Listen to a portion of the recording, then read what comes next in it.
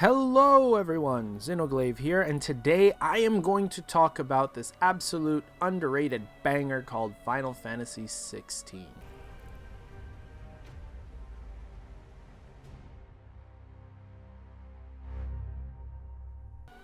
Guys, one thing that I really have to say is I absolutely love the visual spectacles in this game, okay? Like, look at this. Look at this. You have a phoenix shooting at some demon guy. The visuals are friggin' amazing. Guys, just the visuals alone sold me on this game. But no, there's more. Hold it, there's more. Let's start with the story. So the story is all... I'm not going to go right into everything because I do want to keep some sort of mystery for you guys to see for yourselves if you want to go buy the game. I will just say that the story is absolutely amazing. It is... the game, though, is slightly linear. There's no like open world like Final Fantasy VII Remake or anything like that. No, take it back. I made a mistake. Final Fantasy VII Rebirth. It feels just like Final Fantasy VII Remake. But yes, back to the story. So guys, you are this knight, and I love the fact that it's actually being played in the medieval setting, which is my favorite setting for game types. But yes, you are playing as Clive. He is the son of a famous king in a kingdom. I kind of don't want to say much about it because I want you to actually experience the story yourself. So I'm going to try to be as vague as possible. And also, you know me, I like to do these videos without a script, just speaking through emotion and seeing if it resonates with anyone. But yeah, you start off as Clive, a knight tasked to guard your brother, who is supposed to be the future king of this kingdom. And, of course, things go awry, right? Things happen, bad stuff happens, and you are then banished, and now you have this mark on your cheek, and you're called the Branded, which... in this game, they treat the Branded pretty bad. Like, slavery is a thing in this game.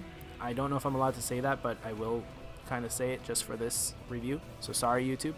But yes, they go really hard on those emotional impacts of what the brand feels like to these people and what other people perceive branded people as. The branded are essentially people who are able to use magic without special crystals, which the crystals are what gives people magic in this universe. So instead of, praising the branded and enjoying their company, getting to everyone to be equal, humans, us, we do the logical thing and we enslave them all. Like, what? That got me going crazy. Like, what is going on here? So then I had to, I really, really wanted to know more about the branded and more about this world in general. So I did, and honestly, I'm here to talk to you guys about it. The branded, I'm going to leave it at that because there is a lot of lore and mystery between the brand mark and how people perceive branded. So I'm going to move on to the next one, which is dominance. In every single Final Fantasy game, there are summons, and in this game, they handle the summons quite uniquely, and you actually see them quite a bit. So summons in this game are called dominants, and dominants are humans who are born with extra power. So you have bearers who are able to use magic without the crystals, and then dominants are able to transform, or what they call prime, into Acheons, or what we know them as summons. One example is Shiva. So Shiva and Titan are two reoccurring summons that you see in almost every single Final Fantasy game, and they appear quite often in this game. And everything that I'm using, all the footage right here that you're seeing, is actually in the very beginning of the game, so you will see Shiva and you will see Titan.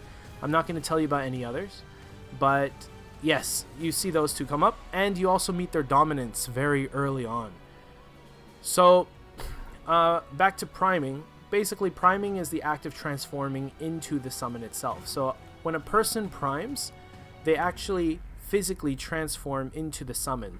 While in other games, you would just example, Final Fantasy VII, you would summon them using materia. Final Fantasy VIII, it would be a, what is it, junction?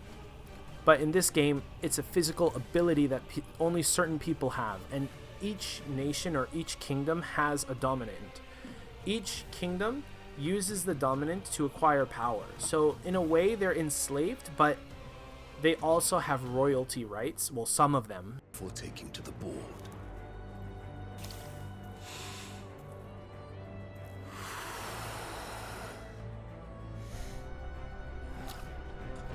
Which? Some do not. So the whole world itself feels and very much like Game of Thrones, and I absolutely loved it. Like the whole dynamic of each kingdom wanting to take over a piece of the other kingdom, but they're constantly being stopped by the dominants. So when one army would summon a dominant, the other army would also summon their dominant to counter that one, to stop them from being able to actually just absolutely wipe the floor with the other team. So guys, I've been just hooked onto this story, and I cannot tell you how much I love it. I've just been non-stop playing every single day trying to figure it out. That's why I haven't actually done a video in a while, so I'm very sorry about that. But yeah, more videos are coming. Don't worry, I promise you. Now, let's get to the combat. Combat itself is very much similar to Final Fantasy Remake, Rebirth, like any modern day Final Fantasy action slash game. You have your teleports, you have your different abilities. I don't want to go into it too much because lots of new abilities get unlocked later in the future, and you don't learn about them until like I think 6 hours into the game, so I don't want to go that far. I'm trying to keep this as spoiler free as possible. But yes, combat is very quick, slick, and I really like it. Definitely one thing I would like to say is that combat itself, the camera movements can get a little bit janky. Like, you have to press the top left bumper to lock onto an opponent, but once you lock onto that opponent, the game does make it a little bit tough to switch between lock-ons. So I found myself just not using the lock-on ability so much. And the dodging mechanic in this game has been made pretty well. When an opponent is about to hit you and you do a perfect dodge, which is like precisely right when they're about to hit you, you dodge it. Everything goes into slow motion. You can do a little counter. So you can press the triangle button to shoot out any type of magical ability. Then you have your normal square button for the attacks. And once you counter like that, you can actually go ahead and just smash them with the special square or magic ability, like I just did there. Now, you also, I'm going to talk to you about the ones that you have in the beginning of the game. If you hold down the right bumper, if you hold down the right bumper, you have what we have, Phoenix Rising and Heat Wave, which are the two first abilities that you ever get in the game. And they're essentially gifts from your brother. So you are not actually a dominant or anything. You're just a person who is born into a family that already has a dominant, but for some reason you have the gift of that dominant. So your brother is the Phoenix, and you have the gift of the Phoenix, which allows you to use the fire incantations and Phoenix attacks. Later on they explain why, but I'm not going to go into that. It does make combat pretty flashy. You do have a teleport just like in Final Fantasy XV that allows you to go in. But however, unlike Final Fantasy XV, you cannot dodge using that teleport. Believe me, I've tried several times and I failed every single time. So do not do that. Alright, next. Nothing much left to say about the visuals. The visuals in this game are absolutely amazing. Projectiles are great. Attacks and hitboxes are actually very good. Like, if the attack is about to hit you, it really is about to. There's nothing janky about that. I really like it. The locations themselves, you travel to several different locations and they all look amazing.